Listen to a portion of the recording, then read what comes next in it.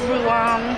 Tapos na ang service sa church, kaya punta kami sa park kasi Christmas party ng mga group namin. Kaya yun, naglalakad kami.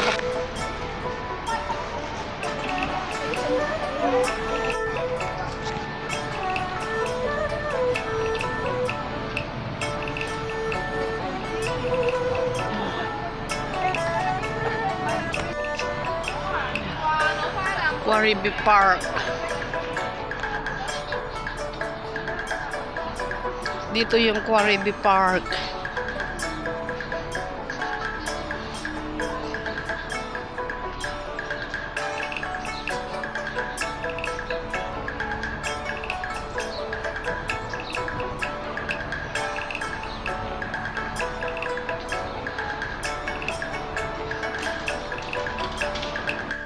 Ito,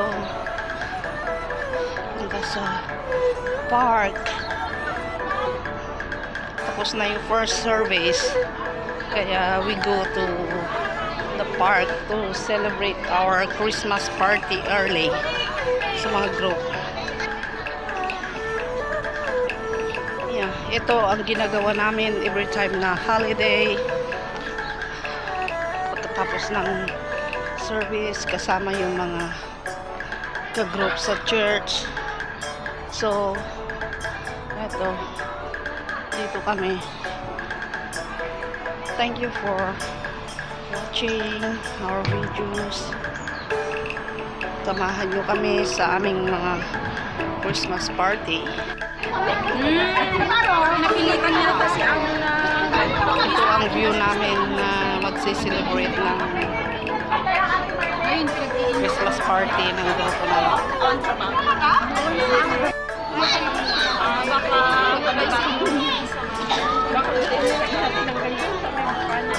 Sabagay, awan ulit na pa.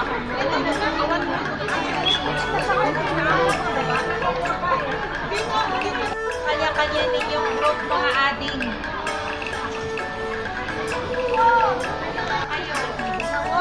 Dito na ako na-assign sa group ko.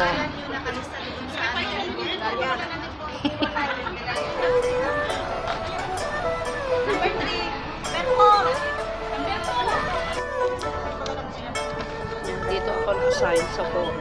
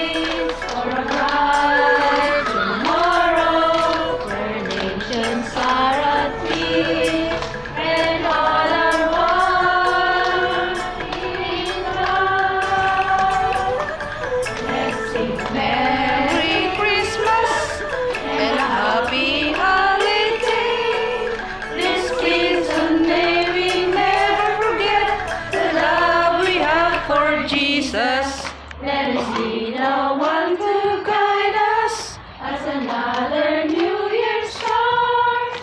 And may the spirit of Christmas unity unite, celebrating the birth of our Savior Jesus Christ. Let love like the starlight on the first Christmas morn lead us back to the manger where Christ the child was born.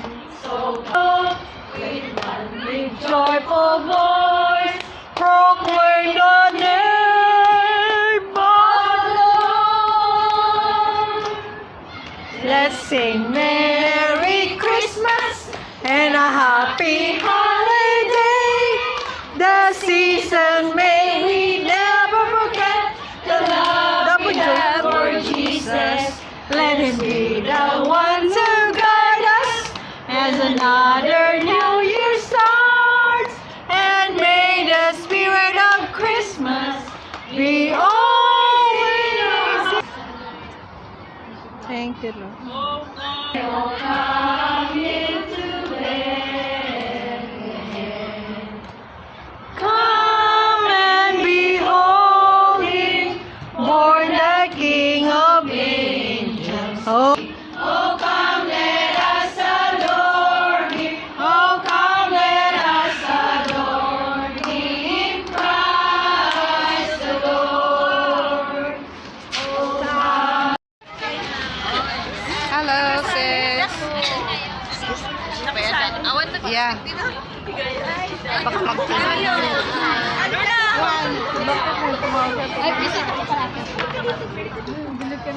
Tisha.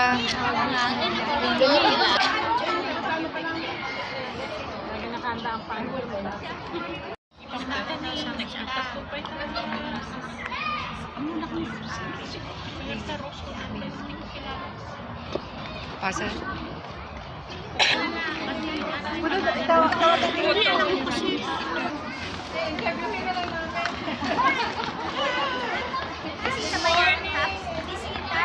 Tapos kailangan na rin ang buhay ng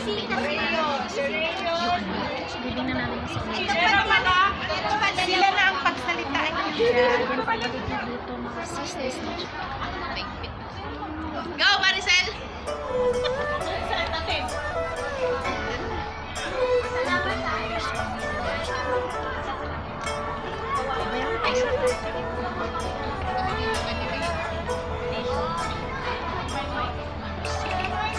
So walang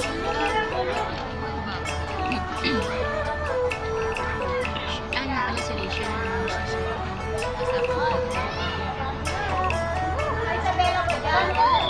Yes!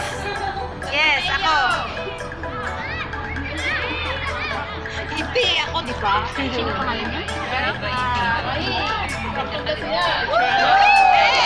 Hey! Rejoice with you, Marie!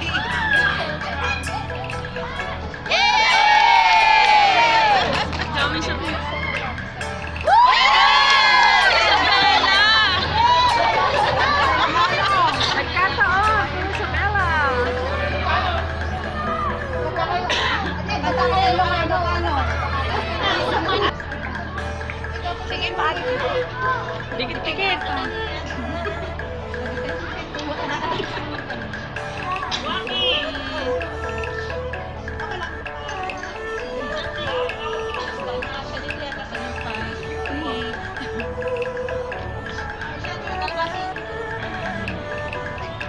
Guys, mga picture, maglagay kayo sa FB page.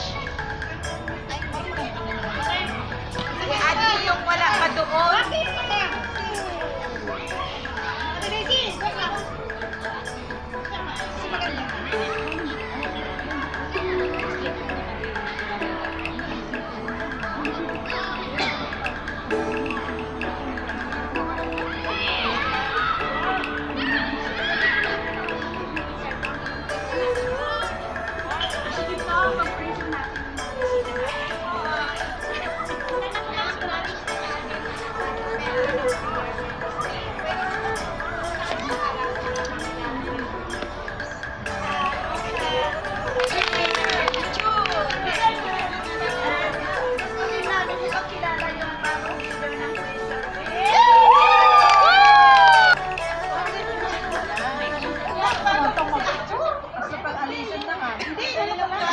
Tawagan po si coordinator natin si Alma tsaka po si Isama niyo yan po. Isama niyo po. Isama niyo. Ayun, ganun kayo. Illuminating the spirit of KP. Hati na lang. Spirit of Christmas.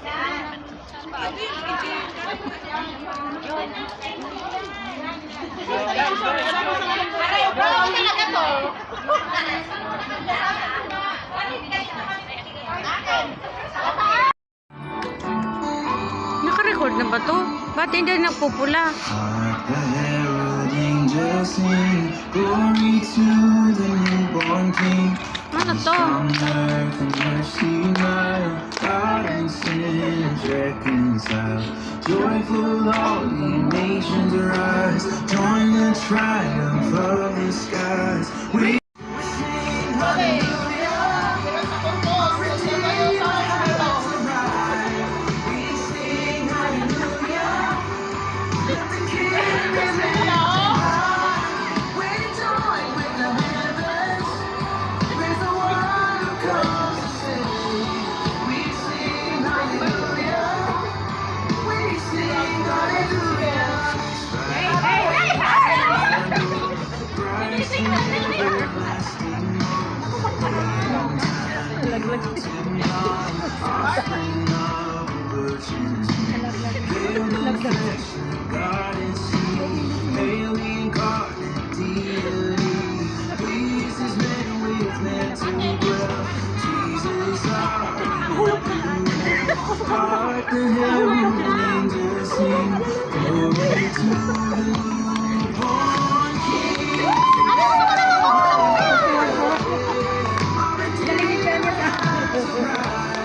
We sing hallelujah. Let the King be lifted high. We join with the heavens, with the one who comes to save. We sing hallelujah. We sing hallelujah. So we sing hallelujah. Our Redeemer has arrived. We sing hallelujah. Let the King be lifted high. We join with the heavens, praise the one who comes to save. We sing hallelujah. We sing hallelujah.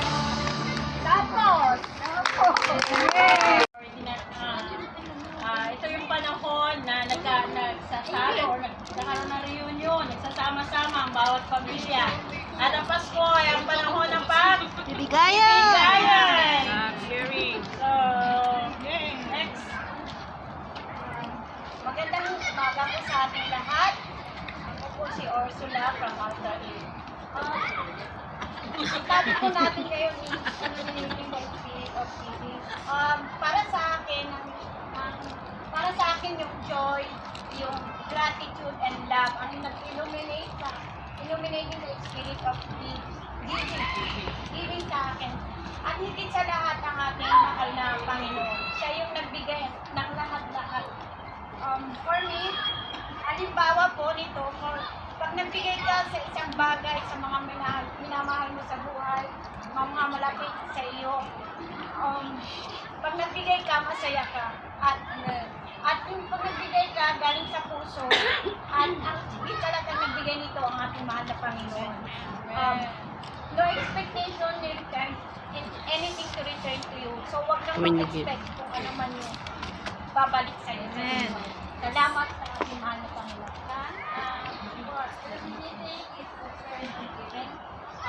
For me, it's about forgiveness, love, and acceptance. Just what He has done for us in the cross of Calvary. He gave us His word, His word for us, and commanded represent His righteousness through our actions and attitudes. Para sa akin, ito po yung is about, alam mo din, kung paano binigay ng Panginoon sa kanyang Kanyang buong buhay.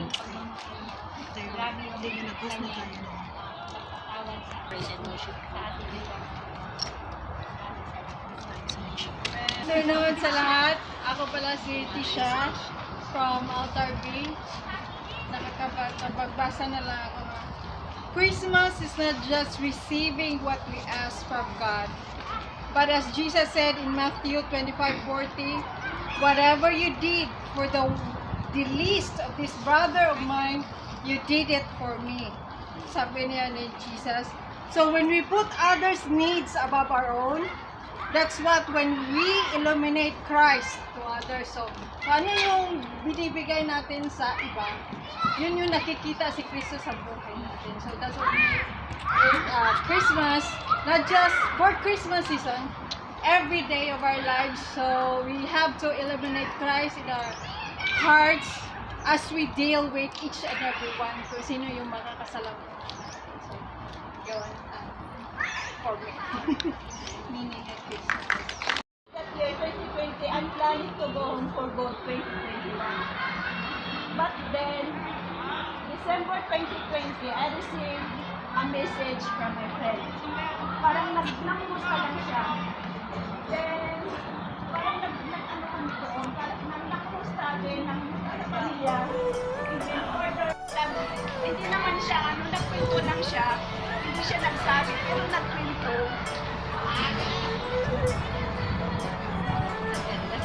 Malaki kasing patutuwa ito how God calls you. Yun yung so yun, parang nagpinto siya. Tapos, bali-bali tayo sa asawa ko. So, maging January, nakausap ko yung asawa ko. Hindi ko pa siya kinonfront that time.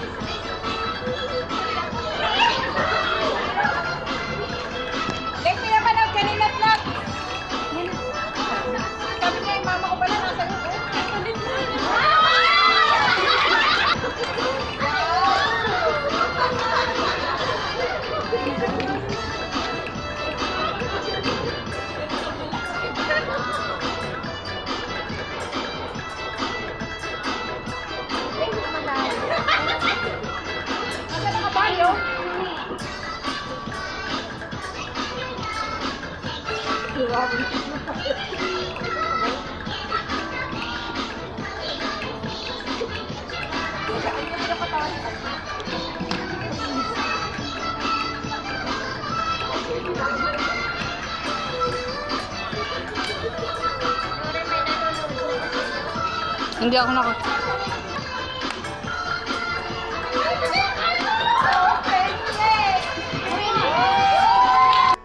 Mamaya.